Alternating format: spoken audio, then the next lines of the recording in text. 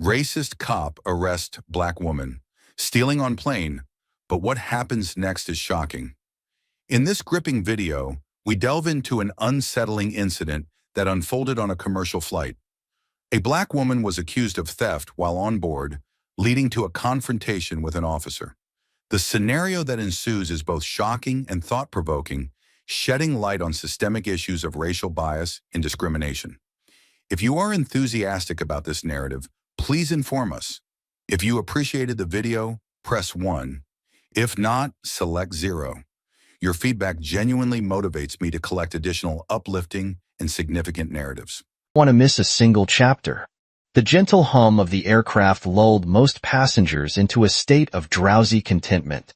But for Amara Johnson, sleep was a distant notion. She gazed out the window, the clouds a swirling canvas of white and gray, mirroring the mix of emotions churning within her.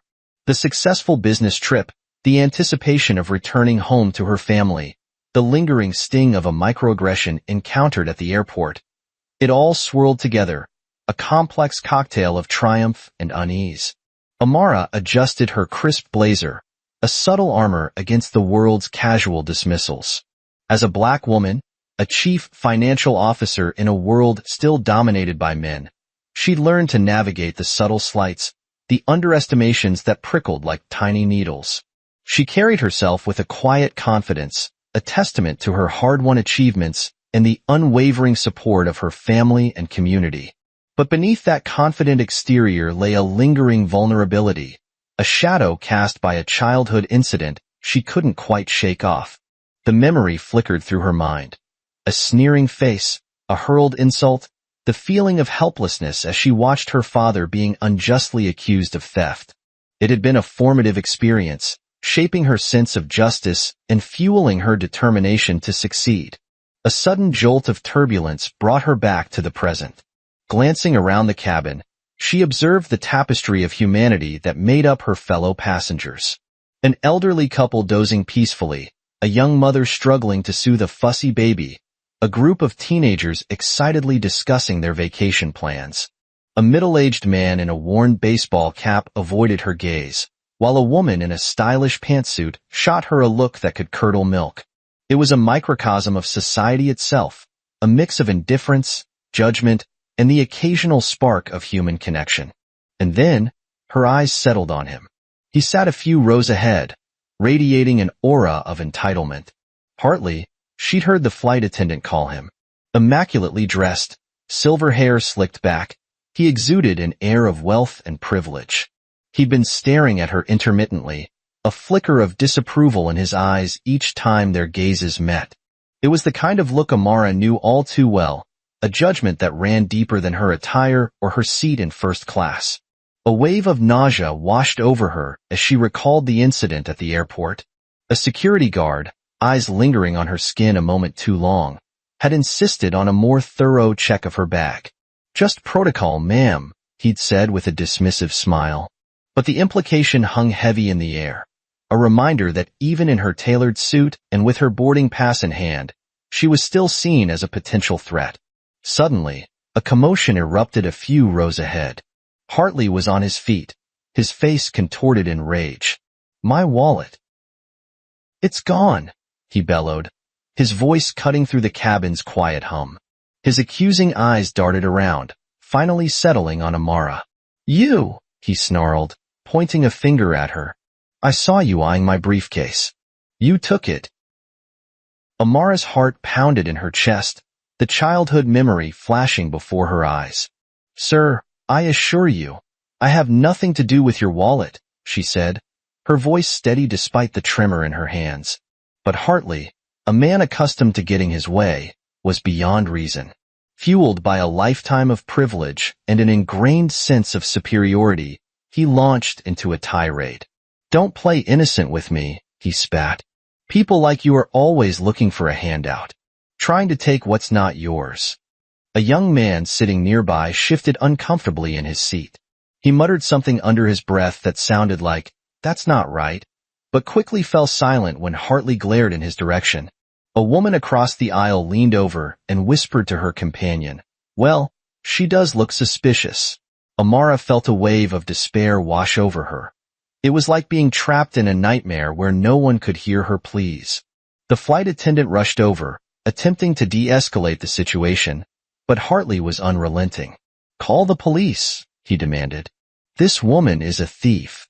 Within minutes, the plane was met at the gate by 2 police officers. Hartley, red-faced and breathless, recounted his accusations, embellishing the story with each retelling. The officers, one young and eager to impress, the other older and weary but still susceptible to unconscious bias, listened with varying degrees of skepticism. "Ma'am, please step off the plane," the younger officer said to Amara, his voice firm but his eyes betraying a hint of uncertainty. Amara felt a wave of panic wash over her, the childhood fear threatening to resurface. "Officer, I haven't done anything wrong," she pleaded, her voice trembling now. "Please, just look at my boarding pass, my itinerary. I have no reason to steal anything." But her protests fell on deaf ears. The officers, swayed by Hartley's forceful demeanor and their own ingrained biases, insisted on taking her into custody. As they led her off the plane, handcuffs biting into her wrists, Amara felt a familiar sting of injustice, a sense of helplessness that threatened to consume her. The cabin fell silent, the passengers watching the scene unfold with a mix of curiosity, judgment, and a chilling indifference. Only one pair of eyes offered a glimmer of compassion, an elderly woman with a gentle smile. She reached into her purse, pulled out a small, worn Bible, and clutched it tightly to her chest, her lips moving in silent prayer. Amara clung to that fleeting moment of human connection as she was escorted through the jet bridge, the weight of expectations and the sting of injustice heavy on her shoulders. But deep within her, a spark of defiance ignited. She would not be silenced. She would not be a victim. She would fight. The cold steel of the handcuffs bit into Amara's wrists, a stark contrast to the warmth of the Arizona sun streaming through the jet bridge windows.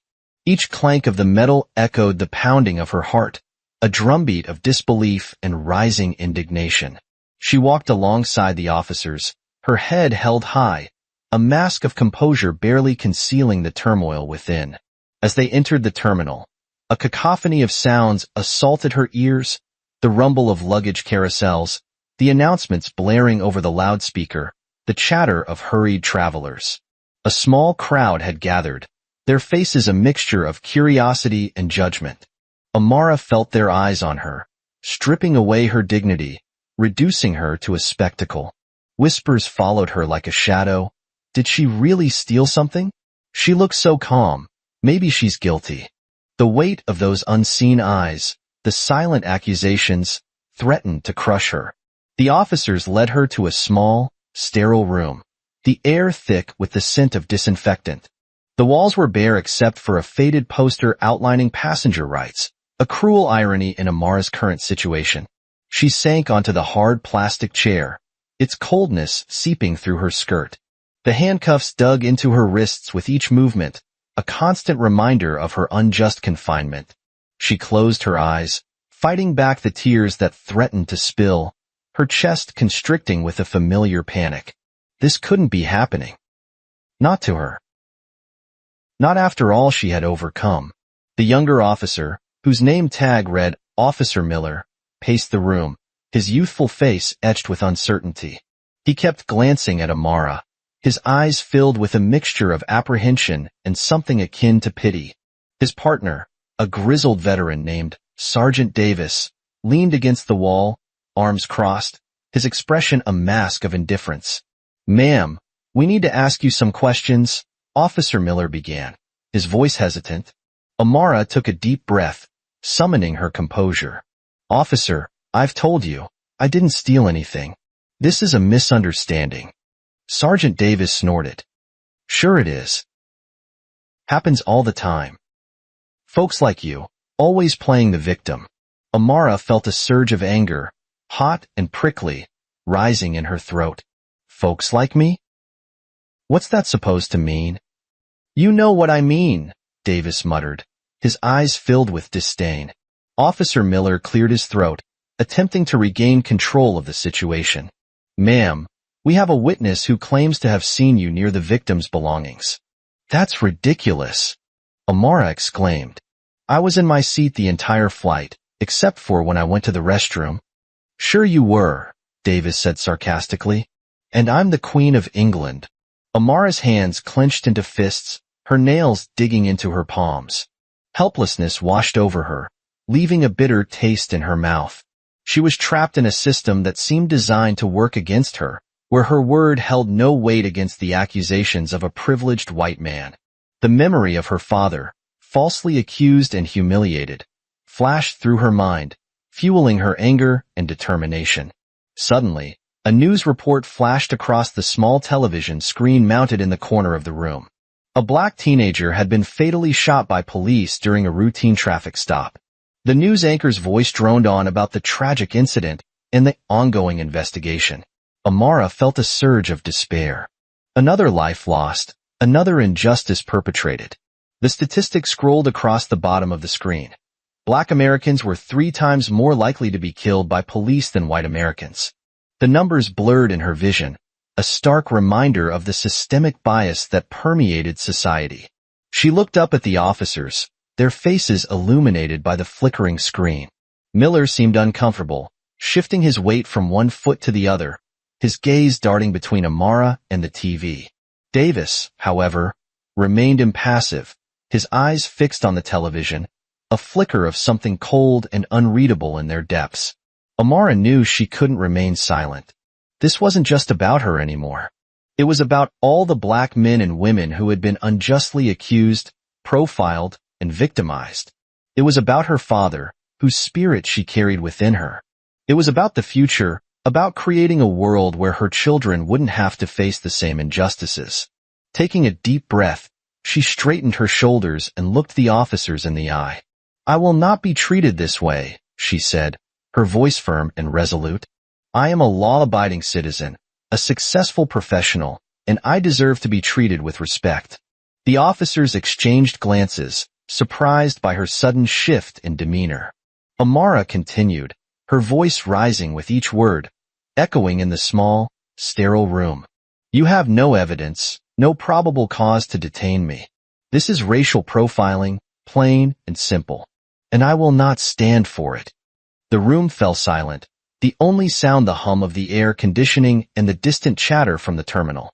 Amara held their gaze, her eyes blazing with defiance. The sting of injustice was still raw, but it was now mixed with a newfound resolve. She would fight this, not just for herself, but for everyone who had ever been wronged by a system that favored the privileged and silenced the marginalized. The sterile room seemed to shrink around Amara, the hum of the air conditioning a mocking counterpoint to the storm brewing within her. Sergeant Davis's words echoed in her mind, "Folks like you." The casual dismissal, the ingrained prejudice, it ignited a fire in her belly. This wasn't just about a stolen wallet anymore. This was about generations of injustice, of being judged by the color of her skin rather than the content of her character. Her chest tightened, the walls of the room seeming to close in. Amara could feel her pulse quicken, a frantic rhythm against her ribs. She tasted the metallic tang of fear in her mouth, a primal response to the injustice that threatened to consume her. But then, another feeling arose, a defiant spark ignited by the memory of her grandmother, a pillar of their community, who had marched with Dr. King and faced down fire hoses and police dogs in the fight for civil rights. Grandma Rose's words rang in her ears, clear as a bell. "Never let them steal your voice, Amara. Speak truth to power, even when your voice shakes." Shame washed over her, hot and prickly. Had she let fear silence her? Was she allowing these officers, this prejudiced man, to diminish her, to define her by their narrow perceptions? No. She would not let them win. She would not let Grandma Rose down. Amara straightened her spine, her gaze unwavering. "Officer Miller," she said, her voice finding its strength, "I understand you're doing your job, but I need you to truly listen to me. I am not a thief. I am a respected businesswoman, a mother, a contributing member of my community. I have worked hard to get where I am, and I will not let anyone, Not even a police officer, tarnish my reputation without just cause. Miller shifted uncomfortably, his youthful idealism clashing with the ingrained biases of his training. He glanced at Sergeant Davis, seeking guidance, but the older officer remained impassive, his gaze fixed on some distant point on the wall. Where is the evidence against me? Amara pressed, her voice rising with each question. Who is this supposed witness? What exactly did they see? And where is Mr. Hartley? Why isn't he here answering questions? Her words hung in the air, a challenge to the authority in the room. Miller fidgeted, his fingers drumming nervously on his belt. Davis finally turned his head, a flicker of annoyance in his eyes. Look, lady, we're just following procedure.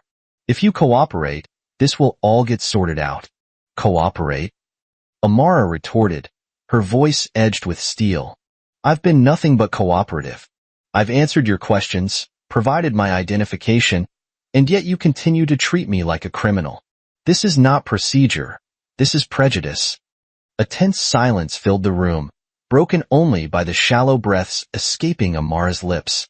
She could feel the blood pounding in her ears, a drumbeat of defiance against the injustice she faced. Suddenly, a memory surfaced, vivid and clear.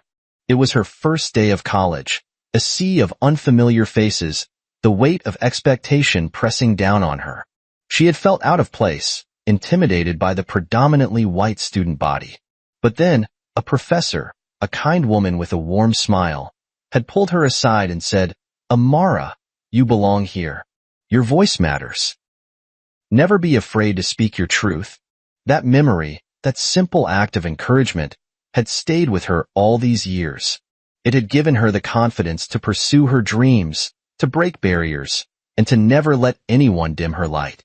And now, in this sterile room, facing down injustice, that memory fueled her resolve.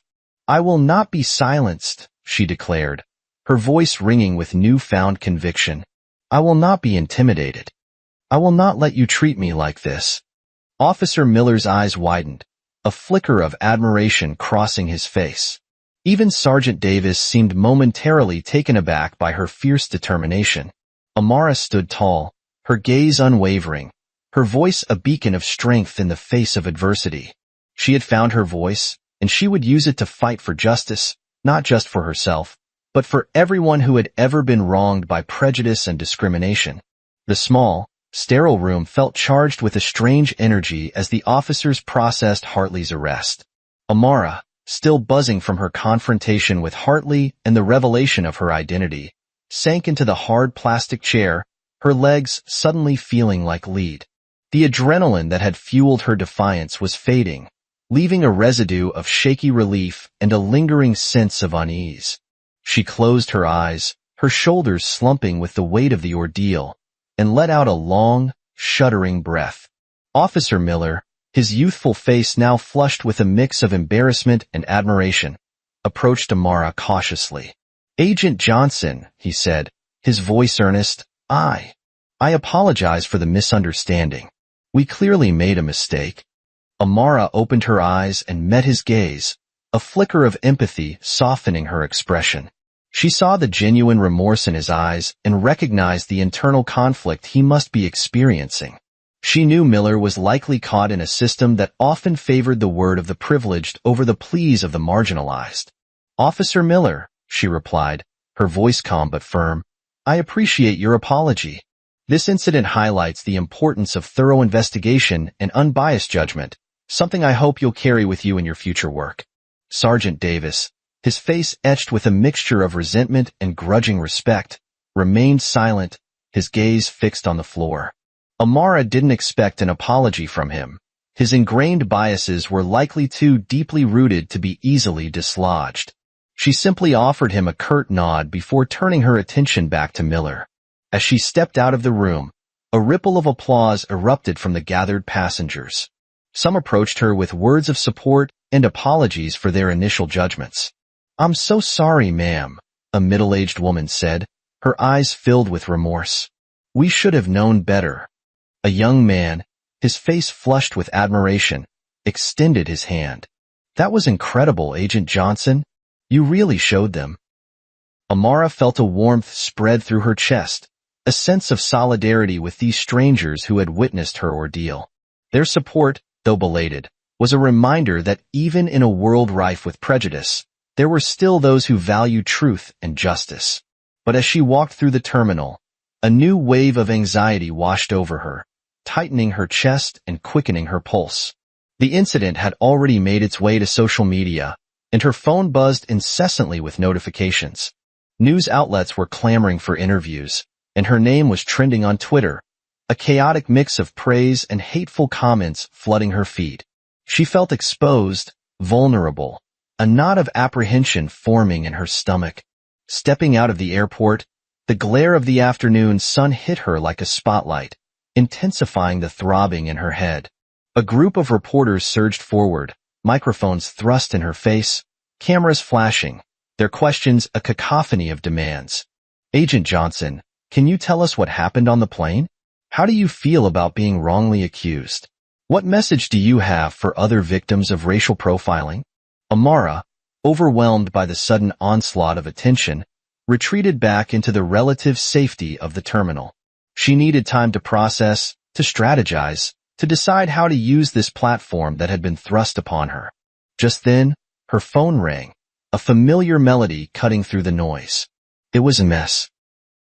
Evelyn, the elderly woman from the plane. Agent Johnson, she said, her voice warm and reassuring. I just wanted to check on you. That was a brave thing you did back there. Amara felt a surge of gratitude for this unexpected ally, a wave of warmth countering the anxiety that had been building within her. Thank you, MS. Evelyn. I appreciate your support. Don't thank me, dear MS. Evelyn replied. You did what was right. And if you need anything at all, please don't hesitate to call. Amara ended the call feeling a renewed sense of hope. She wasn't alone in this fight. She had allies, people who believed in her and were willing to stand by her side. As she pondered her next move, a woman approached her, her face etched with determination, her eyes radiating a quiet strength. Agent Johnson, she said, extending her hand, my name is Sarah Miller, and I'm a civil rights attorney. I saw what happened on that plane, and I want to help. Amara felt a wave of relief wash over her, the knot in her stomach loosening. This was the ally she needed, someone who could guide her through the legal complexities and help her amplify her message. Together, they would fight for justice, not just for Amara, but for all those who had been wronged by prejudice and discrimination. Before Amara could respond, a commotion erupted near the baggage claim area. Hartley, his face contorted with rage, was shouting into his phone, his voice laced with threats. You'll regret this, Johnson, he bellowed, his eyes burning with fury. I'll ruin you. I'll make sure you never work in this town again. Amara met his gaze, her own eyes filled with a steely resolve. She would not be intimidated. She would not back down. This fight was far from over, but she was ready for it. She had found her voice, and she would use it to challenge injustice, no matter the cost. The terminal buzzed with a nervous energy as Amara, flanked by her newfound ally Sarah Miller, navigated the throng of reporters. Cameras flashed, blinding her with bursts of light, and microphones were thrust in her face, a forest of black foam obscuring the faces behind them. A barrage of questions bombarded her from all sides, each voice vying for her attention. Agent Johnson, how do you feel about being wrongly accused? One reporter shouted, his voice amplified by the aggressive shove of his microphone. Is this a case of racial profiling? Another questioned, her tone sharp and accusatory. What message do you have for the airline and the police officers involved? A third demanded, his camera recording her every move. Amara paused, the cacophony of voices and the flashing lights threatening to overwhelm her. She took a deep breath, steadying herself, and met the eyes of the reporters, one by one. She knew this was a pivotal moment. Her response would shape the narrative, influence public opinion, and potentially determine the outcome of her fight for justice. This incident, she began, her voice clear and resolute, cutting through the noise, highlights a deeply ingrained problem in our society, the insidious nature of racial bias and the unequal treatment of people of color, particularly within our justice system. I was fortunate to have the means to defend myself, but countless others face similar injustices every day without the same resources or platform. Sarah, standing beside her, a pillar of calm amidst the chaos, nodded in agreement. This is not just about one incident, she added, her voice steady and reassuring. It's about systemic change. We need to hold institutions accountable for their biases and ensure that everyone, regardless of their race or background, is treated with fairness and respect. Amara's words resonated with the crowd. A wave of murmurs and nods rippled through the throng of reporters. A few even lowered their cameras, their expressions shifting from sensationalism to genuine interest, a flicker of understanding in their eyes. Later that evening, Amara and Sarah sat in Sarah's book-lined office, strategizing their next moves. Legal pads filled with notes lay scattered across the mahogany desk, and a large whiteboard displayed a web of connections and potential strategies. We need to control the narrative, Sarah explained, her voice calm and methodical. We need to use the media to our advantage, to expose the truth and galvanize public support. Amara nodded, a wave of exhaustion washing over her, but her resolve remained firm. I'm ready to speak out, she said, her voice filled with determination. But I want to do it strategically to maximize our impact. They crafted a press release, carefully wording their message to emphasize the systemic issues at play while avoiding any inflammatory language that could be used against them. They reached out to influential journalists and activists, sharing Amara's story and calling for accountability. The response was overwhelming. Social media exploded with the hashtag Justice for Amara. Thousands of tweets and retweets flooded the platform, sharing her story, expressing outrage, and demanding change. News outlets across the country picked up the story, their headlines splashed across websites and television screens.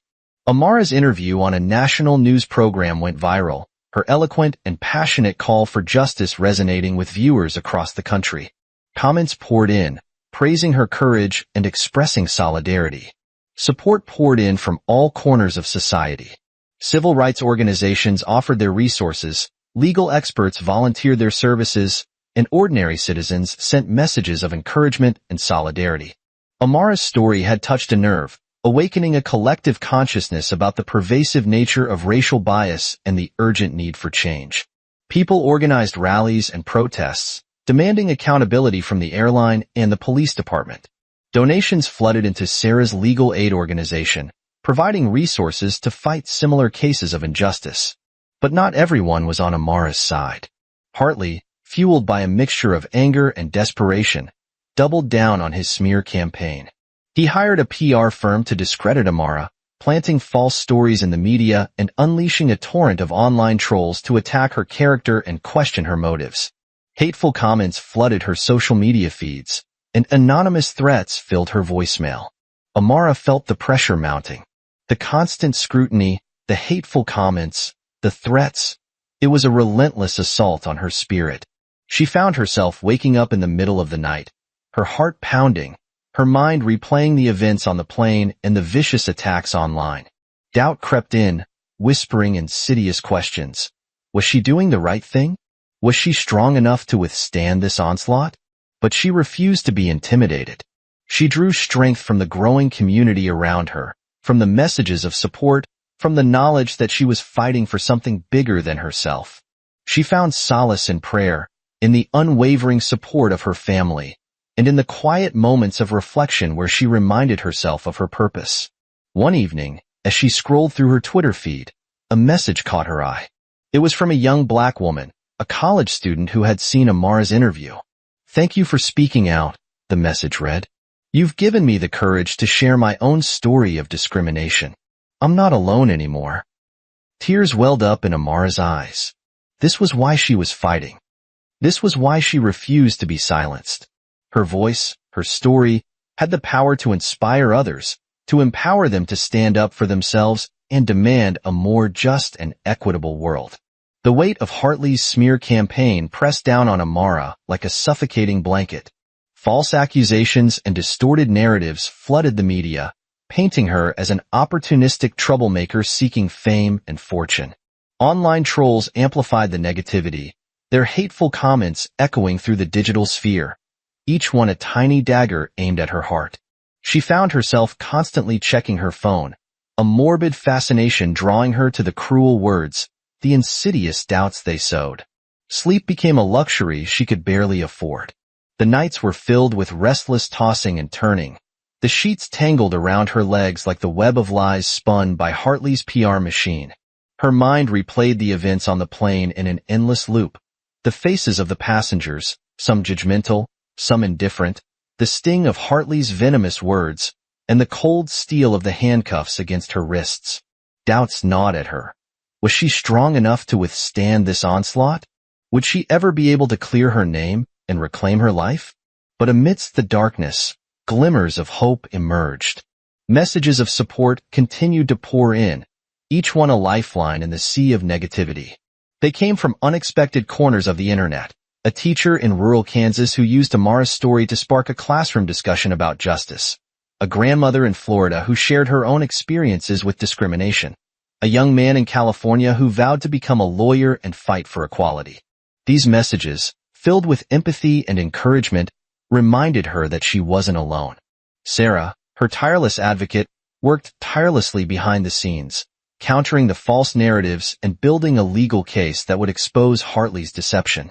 Amara often found Sarah's emails waiting in her inbox late at night, each one a beacon of determination and strategic brilliance. One afternoon, Sarah called with unexpected news. Amara, I've been contacted by a former police officer, Marcus Thompson. He wants to meet with you. A police officer? Amara was surprised. Why would he want to meet with me? He says he saw your interview and was deeply affected by your story, Sarah explained. He claims to have experienced similar discrimination within the police force and wants to help. Intrigued, Amara agreed to the meeting.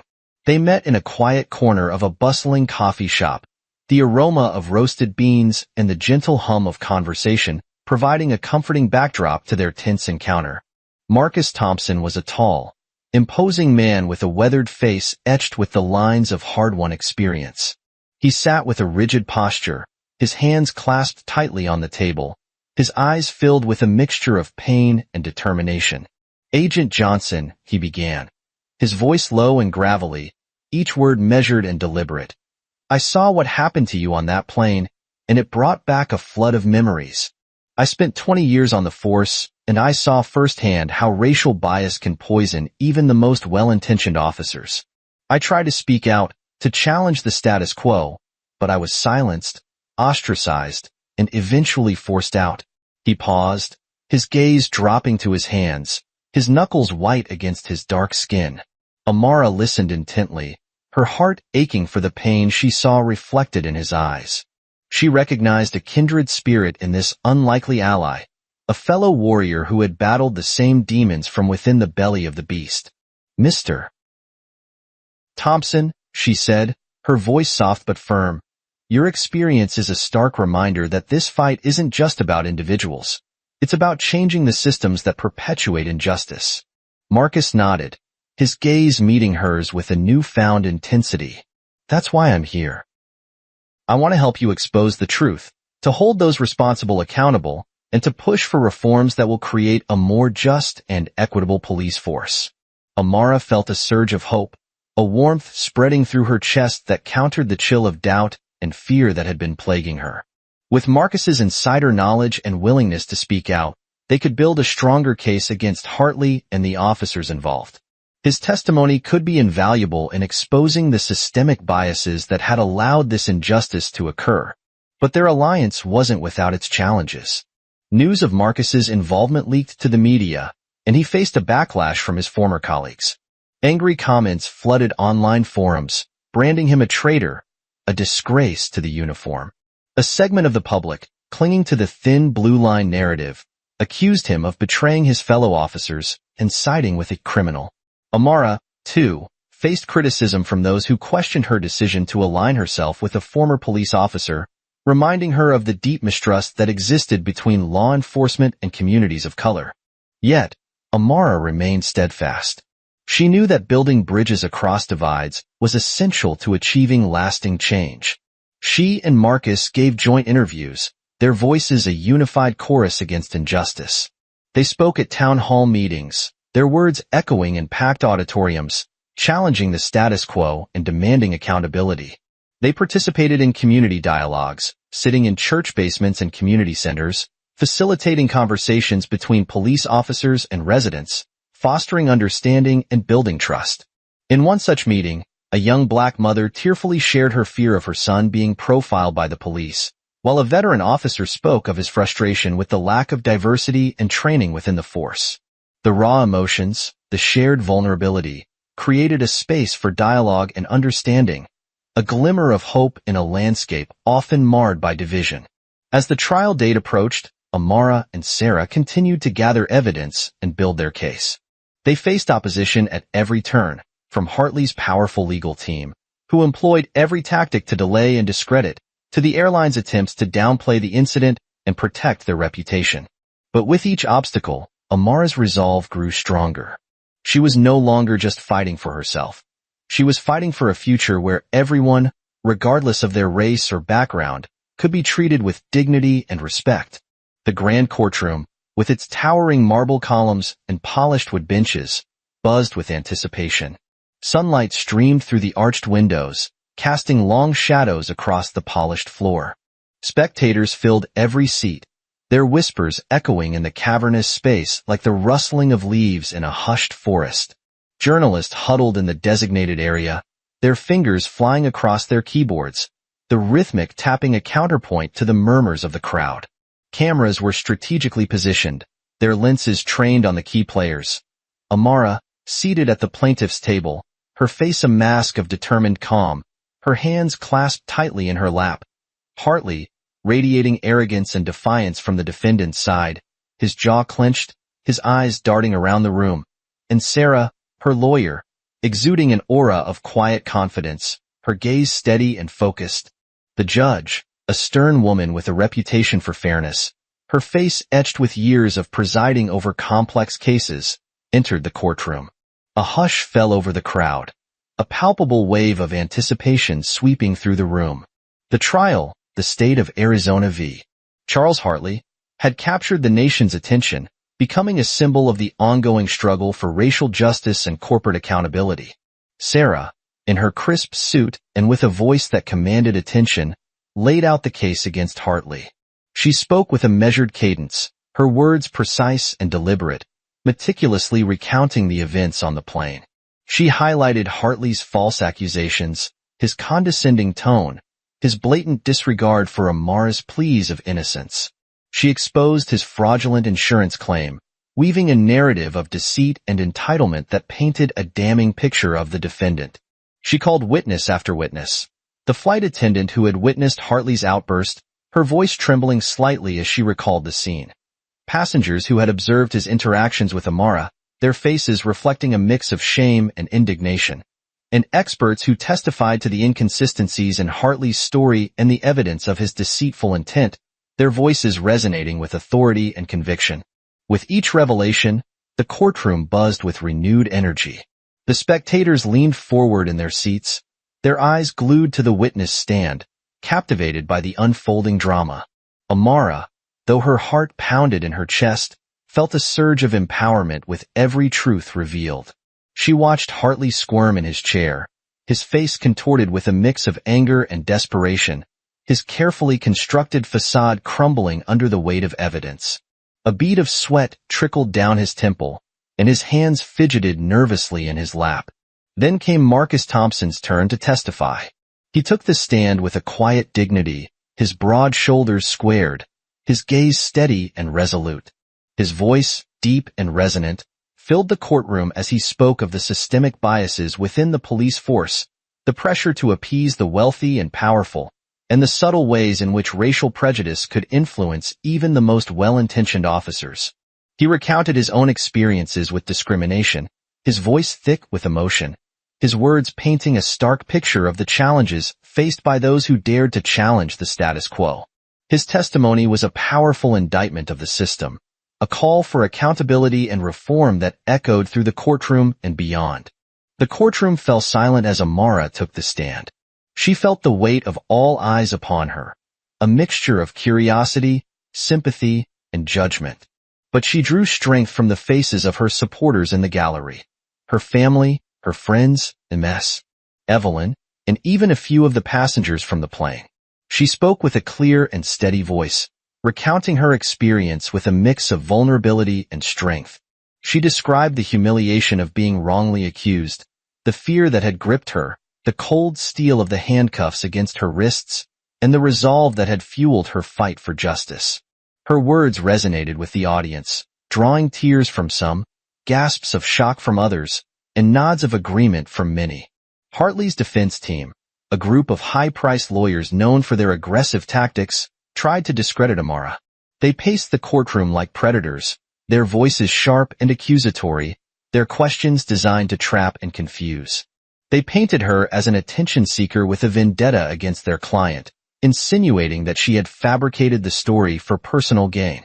They even stooped to thinly veiled racist attacks, their voices dripping with disdain as they suggested she was playing the race card to garner sympathy. But Amara held her ground, her gaze unwavering, her voice never faltering. She countered their attacks with grace and intelligence, her words cutting through their deceptive rhetoric like a knife through butter. The contrast between her honesty and Hartley's evasiveness was stark, and the jury, carefully observing every exchange, their faces etched with concentration, seemed to be swayed by her sincerity. Just when it seemed like the tide was turning in Amara's favor, Hartley's lawyers played their trump card. They introduced a surprise witness, a disgruntled former employee of Amara's company, a man with shifty eyes and a nervous tick in his cheek. He claimed that Amara had a history of making false accusations and manipulating situations to her advantage. The courtroom erupted in murmurs, a wave of unease washing over Amara's supporters. She felt a surge of panic, her heart pounding in her chest. Had they found a way to discredit her, to undermine her entire case? But Sarah, ever vigilant, was ready with a countermove. She produced evidence that the witness had been fired for embezzlement, his face turning ashen as she revealed his past misdeeds. He had a personal vendetta against Amara, she argued, his testimony fueled by revenge and a desire to protect himself. The witness's credibility crumbled under Sarah's skillful cross-examination, his voice cracking, his eyes darting around the room in a desperate attempt to escape the scrutiny. The jury's attention shifted back to Hartley, his face now pale with a growing realization that his scheme was unraveling. The trial stretched on for days, each day filled with dramatic twists and turns. But through it all, Amara remained steadfast, her voice a beacon of truth and justice in the face of adversity. And as the jury finally filed out to deliberate, their faces etched with the weight of their decision, a sense of anticipation hung heavy in the air, thick and suffocating. The fate of Amara, Hartley, and the broader fight for equality hung in the balance. The clock ticked with agonizing slowness, each second stretching into an eternity as Amara waited for the jury's verdict. The courtroom, once buzzing with activity, was now shrouded in a tense silence, broken only by the occasional cough or the rustle of papers. Amara sat beside Sarah, her hands clasped tightly in her lap, her knuckles white with suppressed anxiety. Her mind raced, replaying every moment of the trial, every piece of evidence, every argument presented. Doubts, like insidious whispers, crept into her thoughts. What if the jury didn't believe her? What if Hartley's wealth and influence had swayed their decision? What if, despite all the evidence, justice wasn't served? A wave of nausea washed over her, and she felt a cold sweat prickling her skin. But then she looked around the courtroom, at the faces of her supporters, her family, their faces etched with a mix of hope and worry. Her friends, their eyes shining with unwavering loyalty. Evelyn, her wrinkled hands clasped in prayer, a silent beacon of strength. Marcus, his gaze steady and resolute, a testament to their shared struggle. And the many strangers who had been touched by her story, their expressions a mixture of anticipation and solidarity. Their eyes met hers, filled with encouragement and unwavering belief. She drew strength from their presence, a reminder that she wasn't alone in this fight. The courtroom doors swung open, and the jury filed in, their faces etched with the gravity of their decision. The foreman, a middle-aged woman with a solemn expression, her lips pursed, her eyes avoiding any direct contact, handed the verdict to the judge. A hush fell over the room, the silence so profound that Amara could hear the rapid beating of her own heart, a frantic drum against her ribs. The judge cleared her throat, her voice amplified by the courtroom's acoustics, each word echoing in the sudden stillness. In the case of the state of Arizona v. Charles Hartley, she announced, on the count of false accusation, the jury finds the defendant. She paused, her gaze sweeping across the courtroom, meeting Amara's eyes for a fleeting moment, guilty. A collective gasp erupted from the spectators, a wave of sound that seemed to shake the very foundations of the courtroom. It was followed by a surge of jubilant cheers and applause, a cacophony of relief and celebration that washed over Amara like a tidal wave. She felt tears prick her eyes, hot and stinging, a release of the tension that had been building for weeks. She had won. Justice had been served. The judge continued, her voice firm and resolute. On the count of insurance fraud, the jury finds the defendant guilty.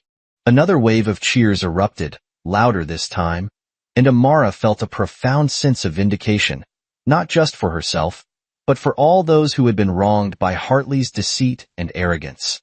The judge then addressed Hartley directly, her words carrying the weight of the law, echoing through the silent courtroom.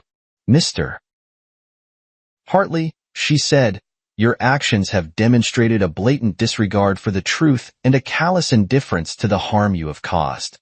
You have abused your privilege and attempted to manipulate the system for your own gain. Hartley sat motionless, his face ashen, his eyes devoid of their usual arrogance. The bravado that had carried him through the trial had evaporated, leaving only a shell of a man facing the consequences of his actions.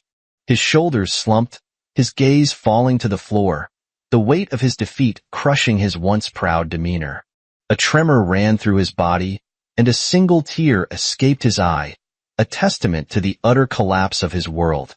The judge sentenced Hartley to a significant prison term, a punishment that reflected the severity of his crimes and sent a powerful message that those in positions of power would be held accountable for their actions.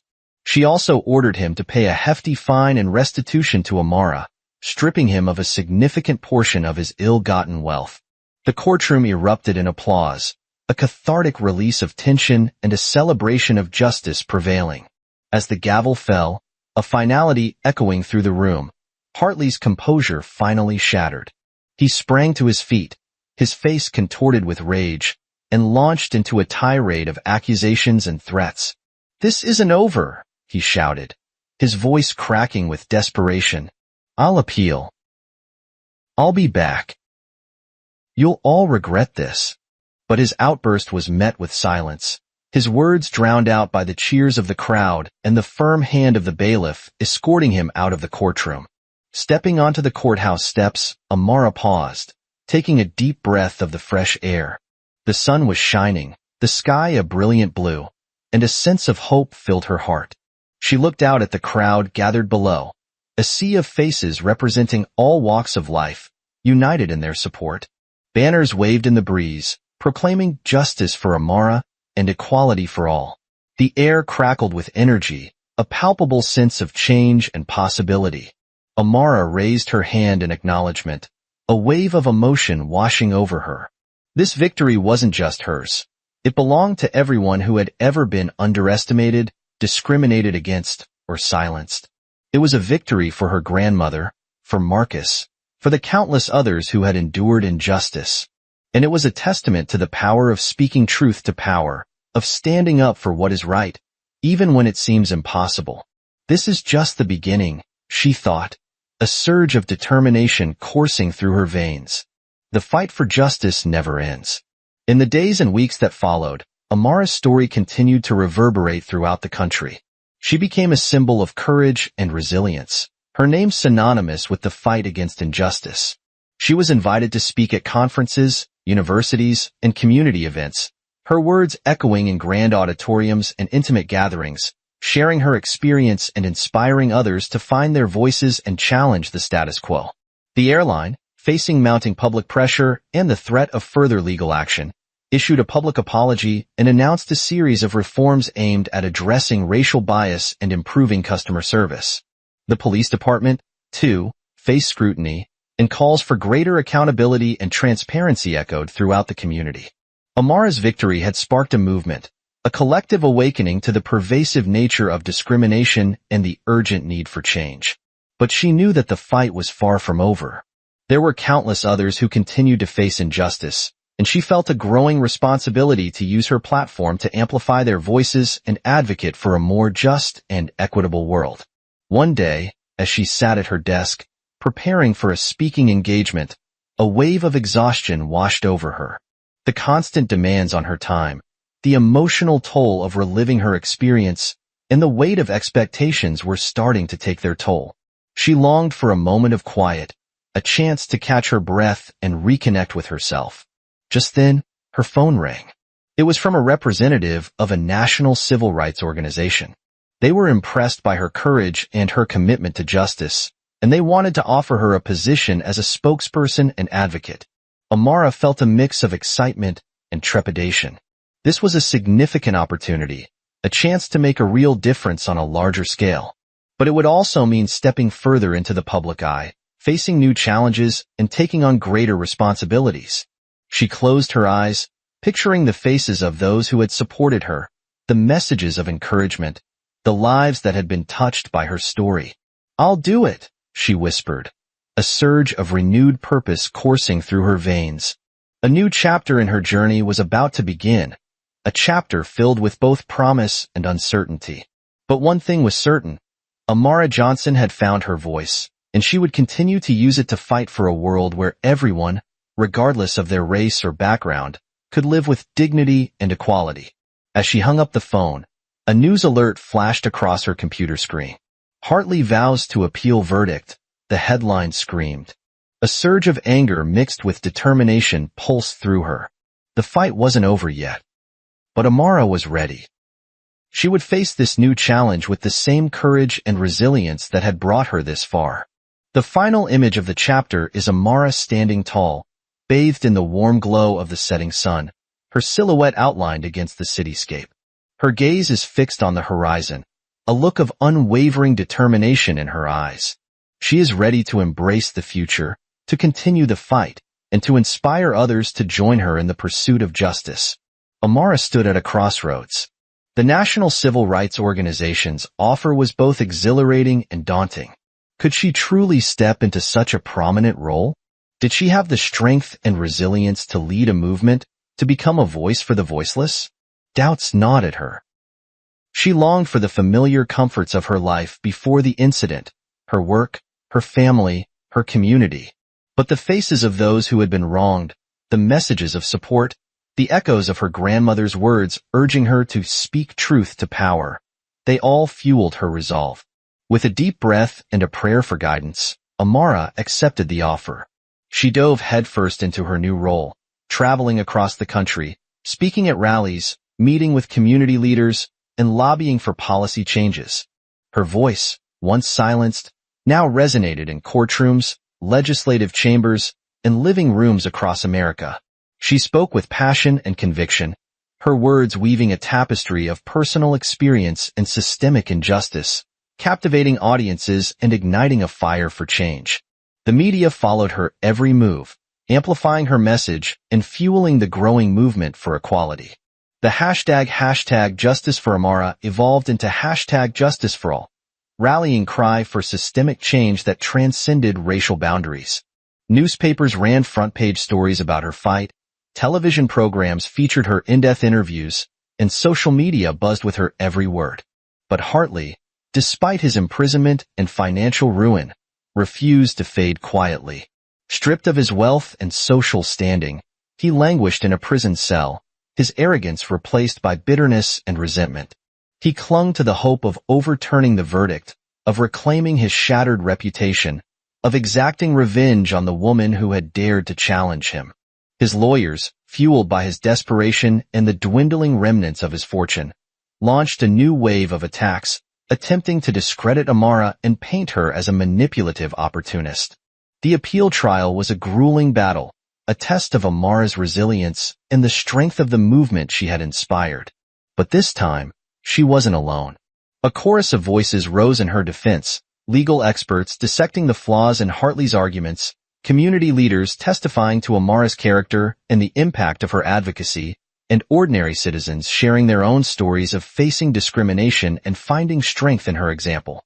Marcus Thompson, now a respected advocate for police reform, stood by her side, his testimony a powerful testament to the systemic biases within law enforcement and the urgent need for change. The appeals court, after weeks of deliberation, upheld the original verdict, delivering a resounding blow to Hartley and a powerful affirmation of Amara's fight for justice. The news sparked celebrations across the country, a wave of jubilation rippling through communities that had long suffered in silence. Amara's name became synonymous with courage, resilience, and the unwavering pursuit of equality. But the fight wasn't over. Amara knew that true change wouldn't happen overnight. It would require sustained effort, constant vigilance, and a willingness to challenge the status quo at every turn. She continued to speak out, her voice growing stronger with each passing day.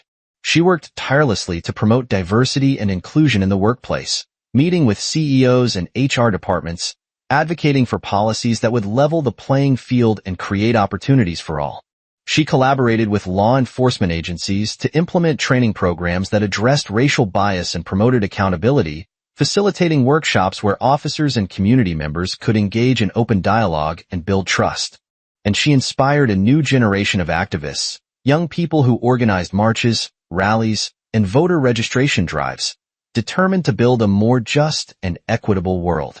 Throughout this journey, Amara's supporters remained steadfast allies.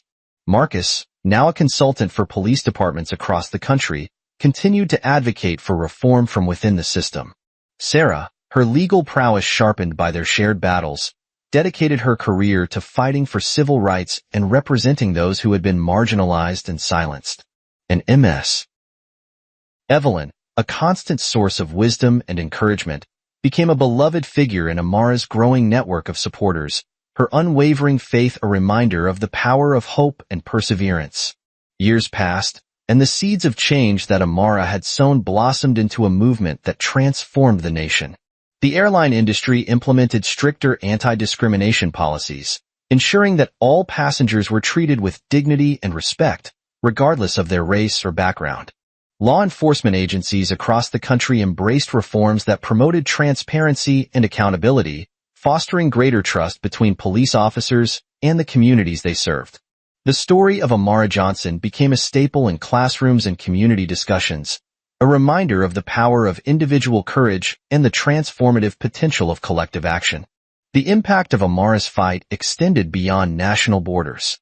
Human rights organizations around the world lauded her courage and used her story to inspire their own movements for equality. International news outlets featured her story, sparking conversations about racial justice and systemic bias in countries far and wide. One sunny afternoon, Amara stood on the steps of the Lincoln Memorial, addressing a crowd of thousands gathered for a rally commemorating the anniversary of Dr.